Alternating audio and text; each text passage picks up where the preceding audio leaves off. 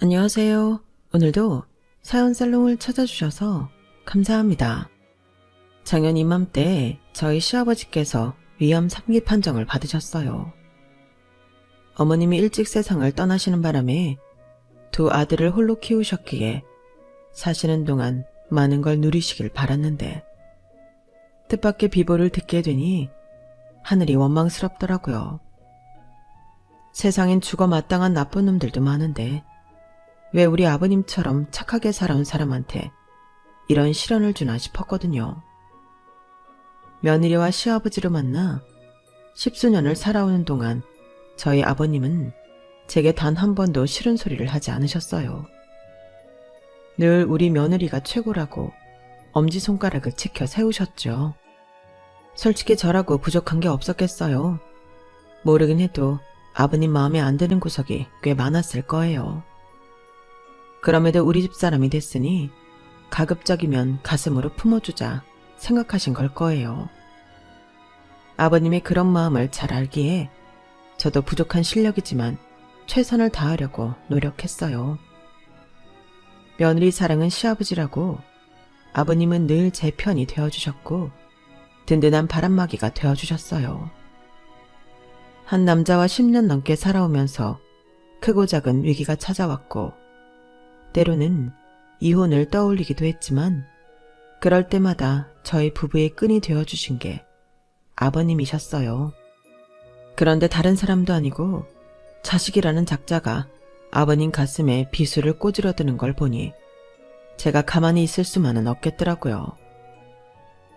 비록 피로 이어진 가족은 아니었지만 아버님과의 의리를 생각해서라도 제대로 교육을 시켜야겠다 생각을 했어요. 물론 그 일로 시동생 내외와는 연을 끊고 살게 되었지만 그래도 후회는 없어요. 타인의 배려와 희생을 이용해 먹으려고만 하는 인간들에겐 용서는 사치라고 생각하거든요. 제가 남편을 처음 만난 건 20대 초반에 잠시 방황하던 때였어요. 방황이라고 해봐야 집을 뛰쳐나와 친구와 함께 아르바이트를 하며 살았던 정도지만요. 제가 방황을 하게 된 건 부모님의 강요 때문이었어요. 저는 초등학생 때부터 바이올린을 시작했는데 제가 원해서 했던 건 아니고 저희 엄마가 강제로 시켜서 한 거였어요.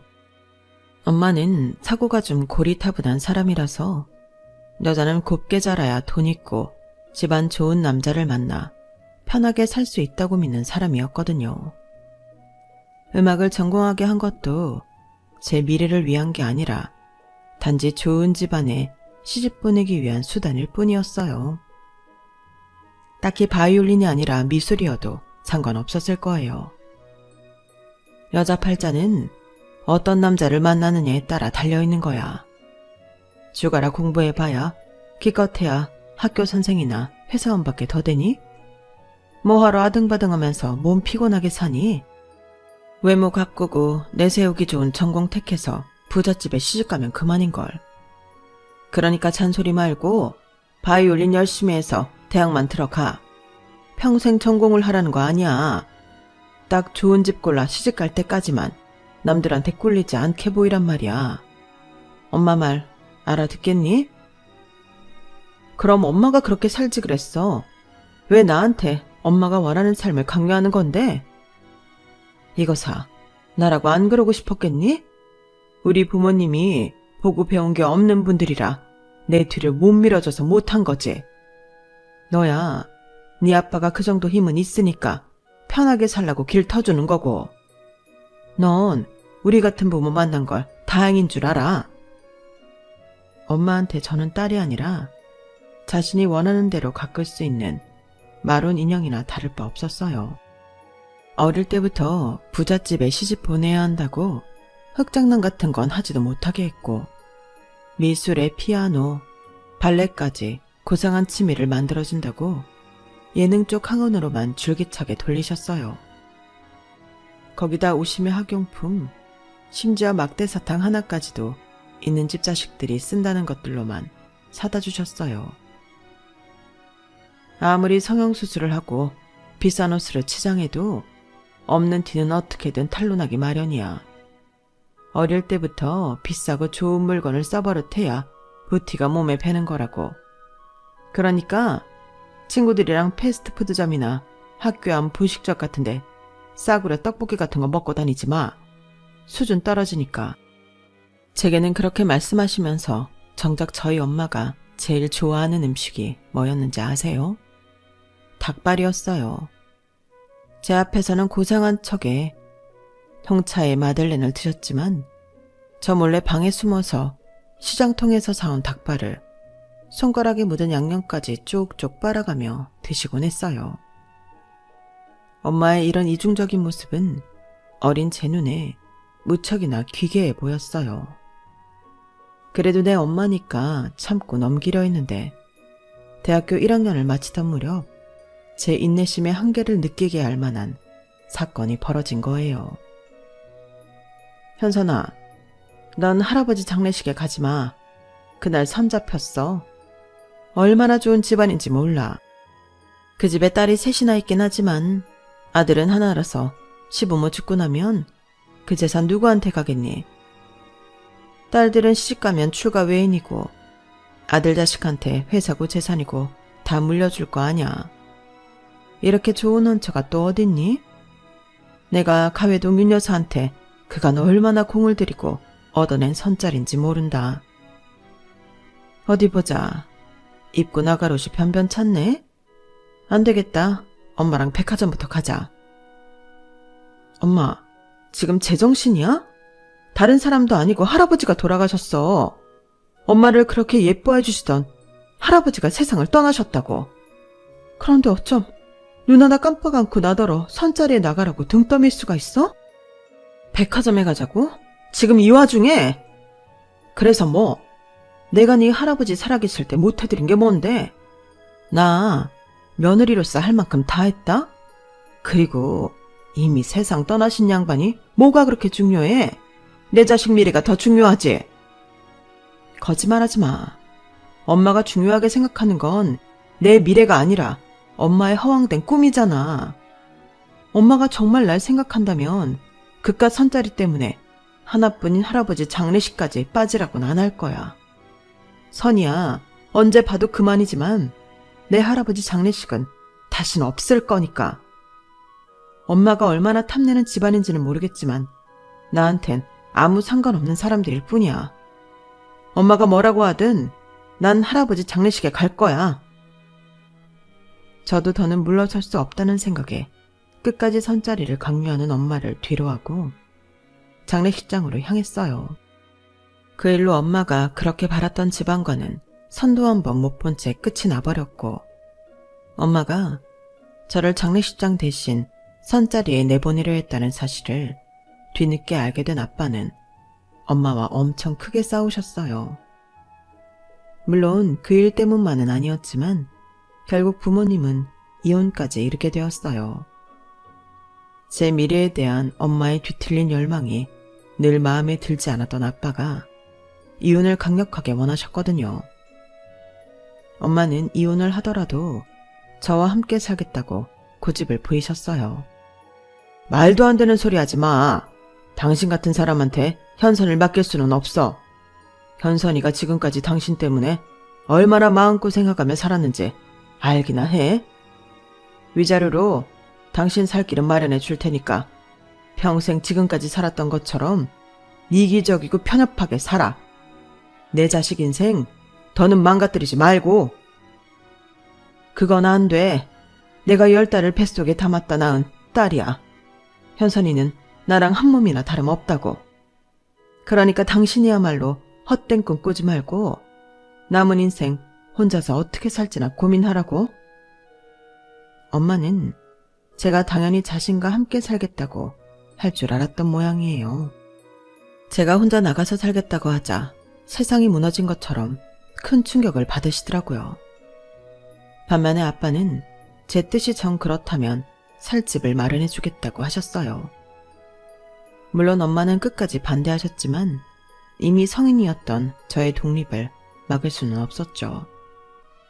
그렇게 저는 집을 나와 아빠가 마련해주신 오피스텔에서 살게 되었어요. 한동안은 엄마가 막무가내로 집까지 찾아와서 얼마나 괴롭혔나 몰라요. 그래서 보란듯이 더 삐뚤어 나가게 되었죠. 평생 안 하던 짓들을 하면서 엄마가 제게 실망하게 만들었어요.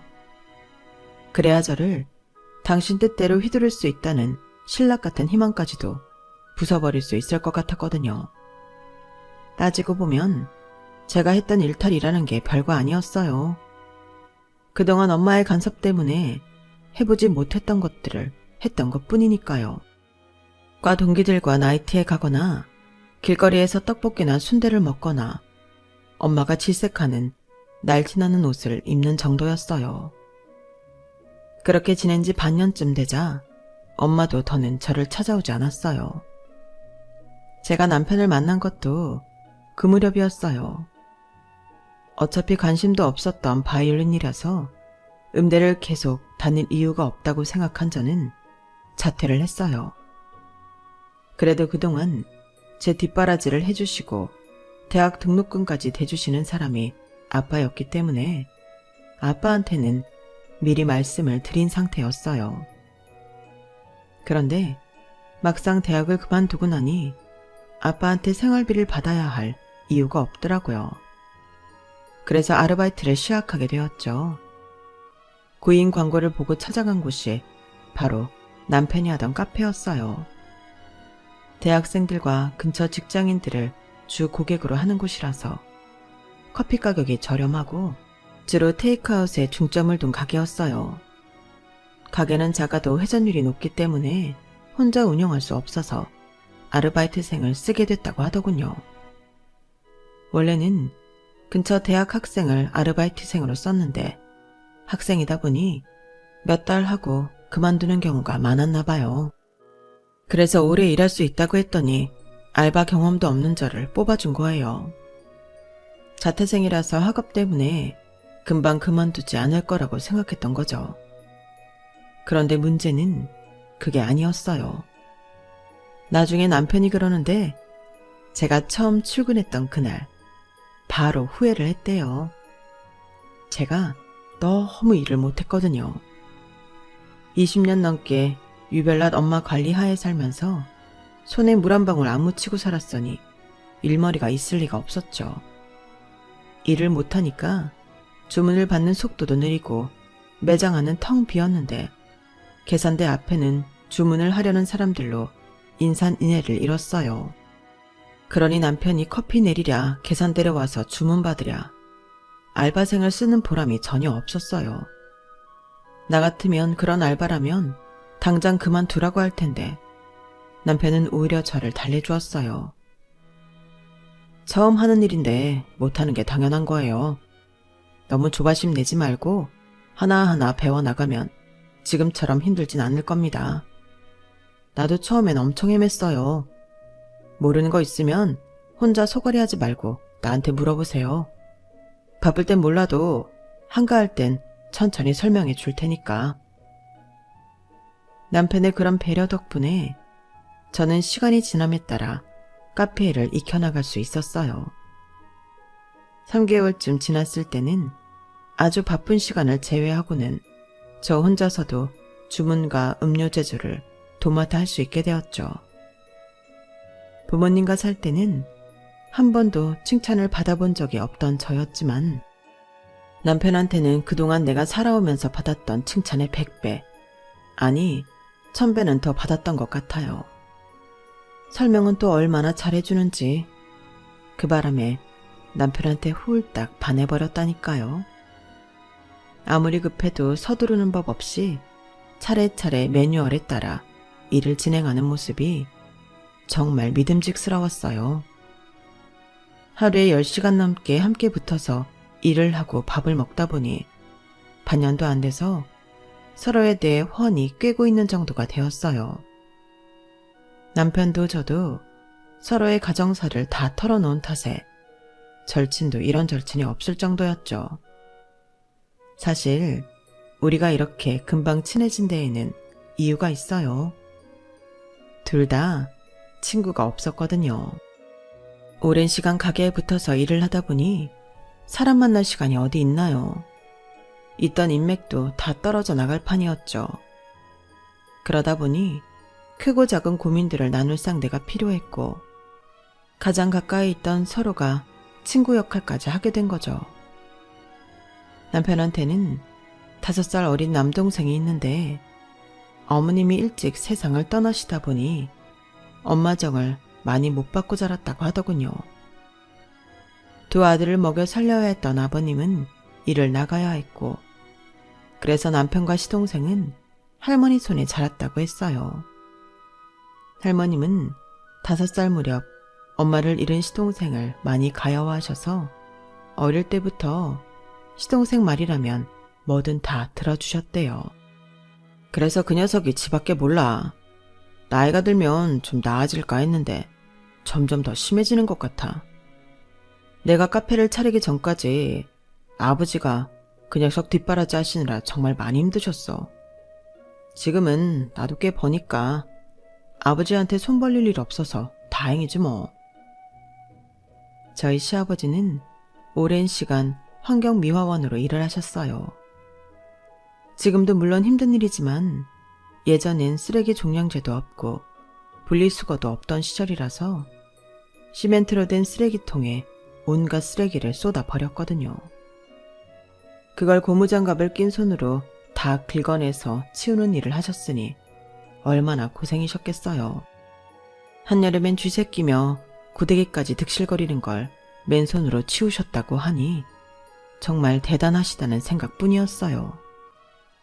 그러다 나이도 들고 점점 힘이 빠지면서 환경미화원 일을 그만두시고 아파트 경비 일을 하고 계셨어요. 제가 남편 가게에서 일을 시작한 지 1년 만에 연애를 시작하고 이듬해부터 슬슬 결혼 이야기가 나오기 시작했는데 제 남편 직업과 학벌, 시아버지 직업을 들은 엄마가 엄청 화를 내셨어요. 고작 그런 집구석에 시집 보내려고 내가 그 유난을 떨며 널 키운 줄 알아?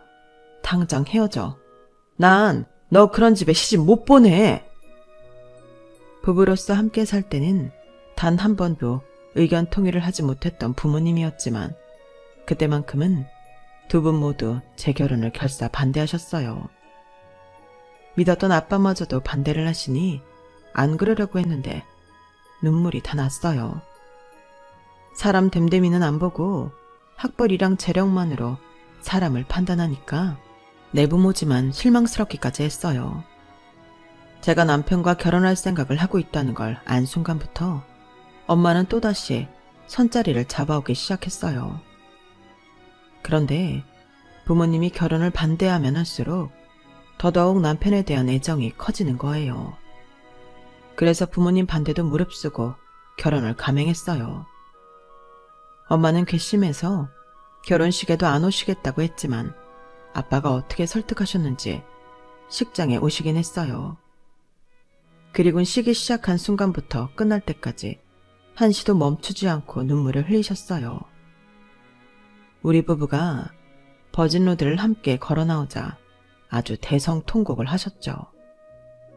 모르긴 해도 그 모습을 본 하객들은 제 결혼에 엄청난 사연이 있을 거라고 생각했을 거예요. 제 결혼에 실망한 엄마는 결혼 후에도 몇 년 동안이나 제 남편을 보지 않았어요. 아빠는 당시 재혼을 앞두고 계셔서 사실 저희 부부한테 그리 큰 관심은 없었어요. 그런 제 부모님과 달리 저희 시아버지는 저를 친딸처럼 아껴주셨어요. 아버님 일이 하루 출근하고 하루 쉬는 일정이라서 몸이 상당히 고될 텐데도 쉬는 날을 이용해 제가 좋아하는 과일도 사다 주시고 친구분들을 만나 맛있는 걸 드실 때면 꼭 저 먹을 것도 포장해다 주시곤 하셨어요. 제가 음식 솜씨가 없어서 제대로 된 식사 한번 차려드린 적이 없는데도 제가 만든 거라면 뭐든 맛있다고 늘 칭찬해 주셨어요. 늘 냉랭하던 부모님만 보다가 다정하고 따뜻한 시아버지를 만나게 되니까 기분이 참 묘하더라고요. 이런 부모 밑에서 자라면 나라는 인간이 지금보다는 더 괜찮은 사람이 될 수 있었을까 하는 생각도 해봤어요. 그런데 모든 인간이 환경에 영향을 받는 건 아니었나 봐요. 같은 부모 밑에서 자랐음에도 시동생은 아버님이나 남편과는 많이 달랐거든요. 할머님이 돌아가시기 전까지 시동생을 끔찍이 아끼셨다고 하더니 아주 자기가 집에서 왕노릇을 하고 살고 있더라고요. 저희 부부는 시댁 근처에서 따로 살고 있기 때문에 시동생과 자주 마주칠 일이 없어서 처음엔 몰랐는데 자기 형 알기를 어찌나 우습게 알던지 제가 다 열불이 날 정도였어요. 명문대를 나온 시동생한테는 고등학교밖에 못 나온 형이 하찮게 보였나 봐요. 말끝마다 이러는 거예요. 형은 말해줘도 몰라. 무식한 소리 좀 그만해. 아는 것도 없으면서 꼭 아는 척이야. 이래서 사람은 배워야 된다는 거야. 그러게 남들 공부할 때 형 뭐 했어? 싸가지 없게 이딴 소리를 짓거리는데 진짜 내 동생이면 진작에 몇 대 팼을 거예요. 제 남편이 대학을 못 들어간 건 물론 공부를 잘 못한 것도 있지만 그보다는 가장 형편 탓이 더 컸어요. 어릴 때부터 운동신경이 좋았던 남편은 초등학교 5학년 때 담임선생님 권유로 야구를 시작했어요. 체육 시간에 공 던지는 걸 보시곤 추천하신 거죠. 마침 남편이 다니던 학교에는 야구부가 있어서 야구부 활동을 하게 됐다나 봐요. 원체 운동을 좋아하고 운동신경이 발달한 덕에 남들보다 늦게 시작했음에도 두각을 나타냈었대요. 그래서 중학교도 야구부가 있는 학교로 진학을 하게 됐는데 다들 알다시피 우리나라에서 엘리트 체육 교육을 받으려면 돈이 꽤 들어가잖아요. 장비비도 들어가고 레슨비도 들어가고 전지훈련비에 그 밖에도 여러 가지가요. 형편이 그렇게 넉넉지 않았던 탓에 중학생이 된 남편은 야구를 그만둘 위기에 처했어요. 다행히 모 협회에서 지원을 해준 덕분에 고등학교 진학까지는 할 수 있었죠. 그런데 딱 거기까지였어요. 투수로 꽤 실력을 인정받아서 1학년 때부터 시합에 나갈 수 있었던 남편은 2학년 땐 주전으로 뛰게 되었는데 워낙 팀 내의 투수층이 얇다 보니 본의 아니게 혹사를 당하게 됐고 팔을 너무 많이 써서 야구를 그만둘 수밖에 없었어요. 수술을 하고 재활을 받았다면 선수 생활을 이어갈 수도 있었겠지만 어차피 집에서 뒷바라지를 해줄 형편도 안 돼서 남편이 스스로 포기를 했다더군요. 운동만 하고 살던 사람이 하루아침에 공부를 하려니 성적이 제대로 나왔겠어요. 수업을 따라가는 것도 벅찰지경이었는걸요. 게다가 그즈음 할머님이 고관절을 다치시는 바람에 거동이 불편해지셔서 집안일을 하실 수가 없었어요. 어린 시동생도 보살피랴 할머니 간병도 하랴 남편이 고생이었죠. 그렇게 고등학교를 겨우 졸업하고는 막노동이며 고깃집 서빙이며 닥치는 대로 일을 해서 돈을 벌기 시작했어요. 적어도 동생만큼은 자기처럼 돈 때문에 꿈을 포기하는 일이 없도록 하기 위해서였죠. 남편이 군에 입대하기 전 할머님이 세상을 떠나셨고 남편은 군에 입대하기 전까지 열심히 벌어놓은 돈을 동생 학원비로 쓰라고 아버님께 드렸다고 해요. 정작 자기는 아버님께 손 벌리지 않으려고 군에서 받는 얼마 안 되는 월급도 아껴가며 생활했으면서요. 시동생이 어려운 형편에도 불구하고 학원의 거액까지 남들만큼 받을 수 있었던 건 따지고 보면 제 남편의 희생 때문이었어요. 그런데도 은혜는 못 갚을 망정 자기 형알기를 개똥으로 하니 아주 배엉망덕한 놈이죠. 그런데 유유상종이라고 시동생이 만나 결혼한 사람도 똑같았어요. 자기 입속은 악착같이 찾아먹으면서 자기가 해야 하는 도리는 아무것도 하지 않는 사람이었죠. 사실 처음엔 아버님을 모시고 살겠다고 해서 고맙기도 미안하기도 했어요. 첫째, 둘째가 무슨 상관이에요. 상황에 따라 부모 부양도 하는 거지. 그러니까 형님, 너무 걱정 마세요. 아버님은 우리가 잘 모실게요. 혼자 남겨질 아버님이 걱정된다며 시동생과 동서는 시댁에 들어가 살겠다고 했어요. 결혼하면서 바로 분가를 했던 저로서는 어린 동서한테 고개가 숙여지더라고요. 그런데 그런 마음은 오래가지 않았어요. 시동생 내외의 속내를 알게 되었거든요. 결혼할 때 아버님이 신혼집을 구하는데 보태라고 시동생한테 돈을 주셨었나 봐요. 그런데 그 돈을 고스란히 주식에 넣고는 아버님 댁에 들어가 살기로 한 거였죠. 그렇다고 제가 그걸 빌미로 뭐라고 하는 건 아니에요. 아버님만 오케이 하신다면 시동생 내외가 시댁에 들어가 살든 말든 상관없으니까요. 그런데 이건 정말 도를 넘는 행동을 하지 뭐예요. 결혼하고 하루가 멀다 하고 시동생과 동서는 저희 집을 찾았어요. 남편 카페에 들러서 공짜 커피를 가져가는 건 기본이었고 주말마다 빈 반찬통을 들고 저희 집에 와서는 밑반찬이며 김치, 심지어 참치캔까지 다 털어가곤 했어요. 말로는 제가 만든 반찬이 하나같이 다 맛있어서 그런다고 했지만 제가 바본가요? 저요, 솔직히 음식 잘 못해요. 블로그에 나온 레시피를 보고 겨우 흉내만 내는 수준인데 맛있기는 뭐가 맛있어요. 그냥 먹을 만한 수준일 뿐이지. 그런데 그런 반찬을 퍼가려고 빈 그릇까지 들고 오니 어떻게 그 말을 믿겠냐고요. 자기들 반찬값 아끼려고 그런다는 걸 뻔히 알겠는데요. 그래도 뭐라고 안 했던 건 그렇게 가져간 반찬을 아버님과 함께 먹기 때문이었어요. 아버님한테는 뭘 해드려도 아깝지 않았기 때문에 시동생 내외의 여우짓은 그냥 모른 척 해주기로 했던 거죠. 그런데 이것들이 끝내 선을 넘지 뭐예요. 평소 카페 일도 바쁘고 시동생 내외가 함께 살고 있기도 해서 시댁을 들여다보지 못했어요.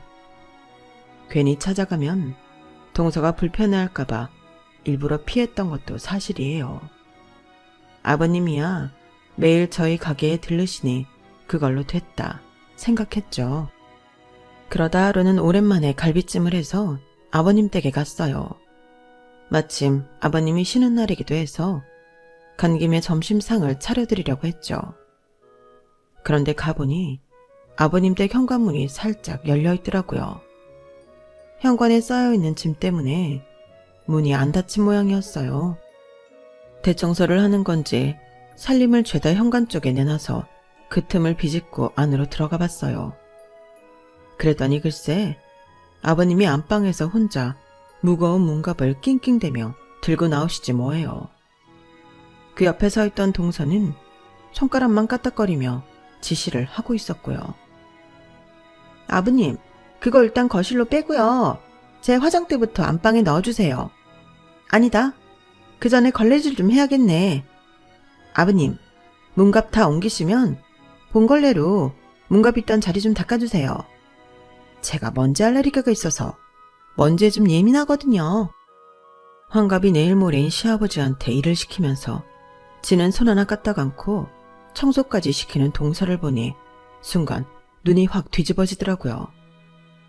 그래서 달려들어 아버님을 도와 문갑을 바닥에 내려놓곤 소리를 확 질렀죠. 동서, 지금 뭐 하는 거야? 왜 아버님한테 이런 걸 시켜? 그러다 허리라도 나가면 어쩌려고. 그리고 왜 아버님 방에 동서 화장대를 놔? 아버님이랑 방 바꾸려고요. 왜요? 그럼 안 돼요? 솔직히 아버님은 혼잔데 큰 방 쓰고 우리는 두 사람인데 작은 방 쓰는 건 불공평하잖아요. 그래서 아버님께 방 바꾸자고 한 거고 아버님도 그러라고 하셨어요. 아니, 그걸 말이라고 해? 애초에 이 집은 아버님 집인데 얹혀 사는 동선애가 작은 방 쓰는 건 당연한 거 아니야?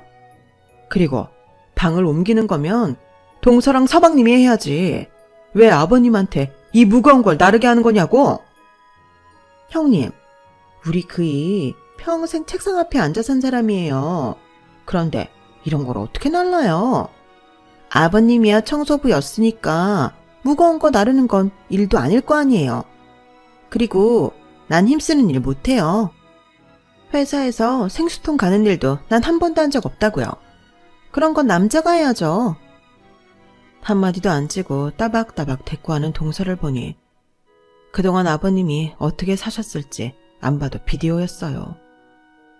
결국 방은 바꾸기로 했고 대신 짐은 시동생과 동서가 나르는 걸로 타협을 보면서 그날 일은 끝이 났어요. 그때부터였어요. 시동생 부부의 행동을 감시하게 된 거는.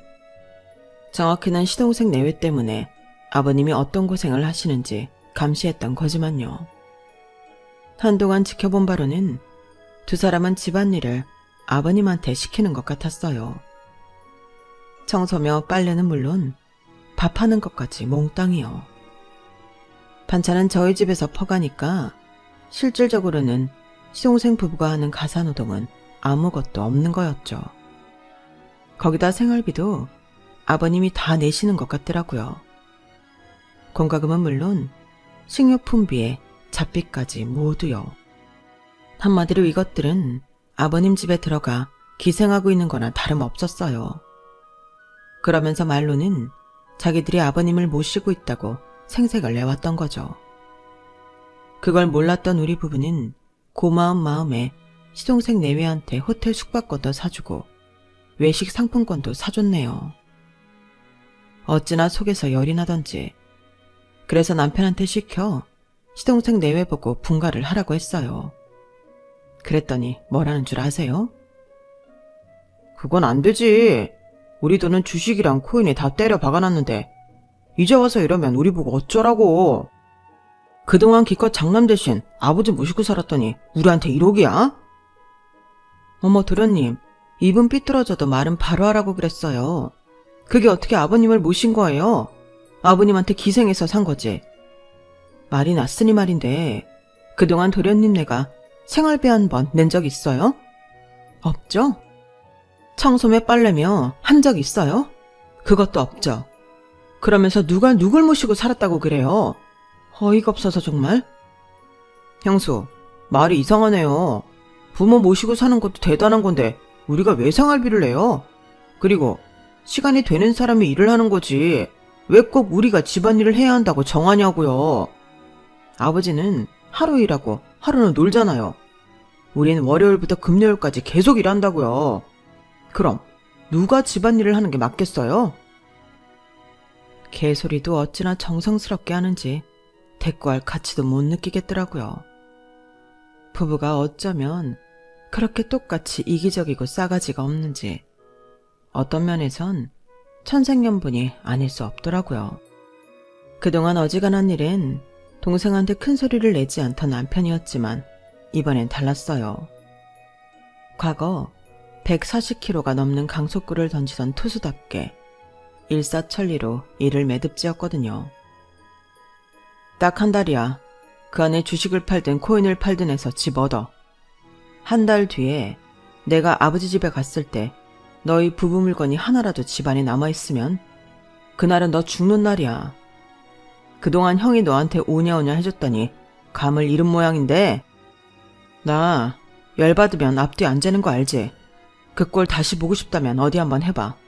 제대로 보여줄 테니까. 190에 가까운 키에 비록 운동을 그만둔 지는 오래됐지만 여전히 피지컬은 어디서도 빠지지 않는 제 남편의 살벌한 경고에 시동생 내외는 결국 시댁을 나가게 되었어요.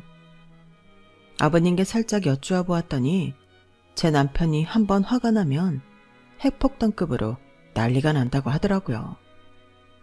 예전에 시동생이 학교 일진들한테 돈을 뺏기고 맞고 온 적이 있었는데 화가 난 제 남편이 달려가 일진 7명을 때려 눕히고 걔들 아지트를 박살내고 온 적이 있다고 했어요. 일진까지 될 정도면 싸움을 꽤나 했을 텐데도 제 남편 하나는 막지 못했다고 하니 어느 정도 위력인지 알만 하더라고요. 시동생 내외가 분가를 한 이후부터는 전보다 더 자주 아버님 댁을 들여다보게 되었어요. 이참에 합가를 하자고 말씀드렸지만 한사코 거절하시는 바람에 그러지 못한 게 지금에 와서는 참 후회가 되네요. 그때 합가를 했더라면 아버님의 증상을 조금 일찍 발견했을 수 있을 테니까요. 이듬해 제가 출산하고 아이 100일이 가까워오던 어느 날이었어요. 그날은 아버님이 출근을 한 날이었는데도 집에 찾아오셨더라고요. 아파트 공사가 있어서 한동안 휴가라고 하시면서요. 그땐 별로 대수롭지 않게 생각했어요. 이참에 푹 쉬시라는 말을 했을 정도로요. 아버님은 손녀딸을 품에 안으시곤 한참을 바라보셨어요. 그 모습이 마치 손녀딸의 모습을 하나도 빠뜨리지 않고 눈에 담으려는 것처럼 간절해 보이더라고요. 그리고 며칠 뒤 아버님이 위암성기라는 걸 알게 되었어요. 그제야 그날 아버님의 행동이 이해가 가더라고요. 혹시라도 잘못될지 모르는 상황이기에 하나라도 더 손녀딸의 모습을 눈에 담으려고 하셨다는 걸요. 카페 문을 닫고 아버님과 함께 병원에 찾아가 정확한 아버님 상태를 듣고 본격적으로 치료를 시작했어요. 시동생 내외도 이런 상황을 알아야 할 것 같아서 그날 밤 시동생 내외를 가게로 불렀어요. 아버님이 위암 3기라는 말을 들은 시동생 내외는 묘한 표정을 짓더라고요. 그때는 그 표정이 무슨 의미를 담고 있는 건지 잘 몰랐는데 며칠 뒤 동네 부동산 사장님을 만나보고는 어느 정도 감을 잡을 수 있었어요. 예은이 엄마, 시아버지 어디 가셔? 아니, 어제 그 집 시동생 부부가 우리 부동산으로 왔더라고. 아버님 댁 요즘 시세가 어떻게 되냐고. 네? 그래서 뭐라고 하셨어요? 나야 물어보니까 시세대로 말해줬지. 그랬더니 더 오를 확률이 있냐고 하더라고. 아파트면 몰라도 빌라는 그렇게 많이 오르진 않는다니까. 그럼 지금 팔아야겠다고 하던걸? 이놈의 인간들이 아버님 걱정은 않고 유산받을 생각만 하고 있었던 거예요. 부동산 사장님이 다녀가시고 남편도 저도 속이 부글부글 끓었어요. 그런데 그런 상황에 기어이 기름을 퍼붓지 뭐예요. 퇴근 시간에 맞춰 우리 카페로 찾아온 시동생 내외는 본격적으로 유산 배분에 대한 얘기를 시작했어요. 형도 알다시피 요즘엔 장남이고 처남이고 상관없이 똑같이 나누는 게 추세잖아. 형도 알지? 내가 부동산에 알아보니까 아버지 집 팔면 한 2억 5천쯤 받겠더라고. 그래서 말인데 이참에 집 팔고 그 돈 좋은 데 투자하자. 형도 당장 돈 필요한 거 아니잖아. 내가 주식 쪽으로 좀 아니까 몇 년 굴려서 목돈 만들어줄게. 어때? 그래요, 아주버님. 사실 말은 안 했지만 지난번에 저희 주식 팔면서 손해 많이 봤어요. 그때 판 주식이 지금 얼마나 올랐는지 아세요? 아주버님이 분가하라고 그 난리만 치지 않으셨어도 저희 가만히 앉아서 5천은 벌었을 거라고요. 40 전에 돈 왕창 벌어놓고 파이어족으로 사는 게 우리 소원인데 아주버님 때문에 그 꿈도 못 이룰 판이라고요. 그러니까 이번엔 저희 말대로 해주세요. 아버지 죽기 전에 미리 증여받아야 세금도 덜 내니까 당장 쏜 쓰는 게 좋아. 형만 동의하면 나머진 내가 알아서 할게. 어때? 내 말대로 할 거지? 아직 아버님이 돌아가신 것도 아닌데 시동생 내의 머릿속에선 이미 죽고 없는 사람 같았어요.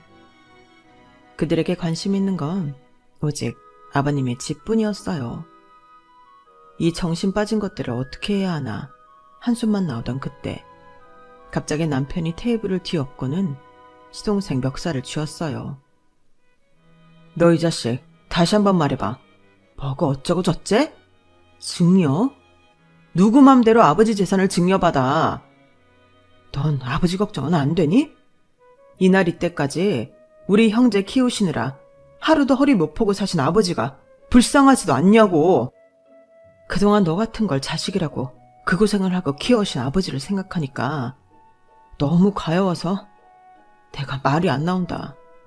너 앞으론 내 앞에 얼굴 내미지 말고 꺼져. 당장 내 가게에서 나가라고. 형은 항상 그러더라. 무식하게 주먹질이나 해야 되지. 이성적인 판단이 전혀 안 돼. 내가 뭘 잘못했다고 이러는 건데. 솔직히 형도 아버지 유산 탐 나잖아.